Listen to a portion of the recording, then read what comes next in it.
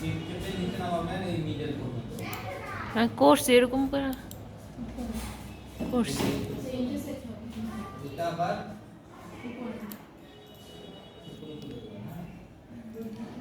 Control Y দিয়ে দেখেন মিলছে কিনা। তো আমি তো এমনি করলাম, মিলছে না? মাঝখান দিয়ে কোনাটা আছে। এবার এবার কাটাকাটি করেন। শেপ ফিঙ্গার দিয়ে এখান থেকে একটা, এখান থেকে একটা।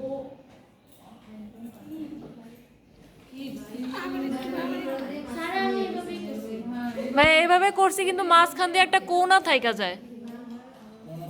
আমার আছে। না আপনার নাই, আমার চেঞ্জ হয়ে গেছে।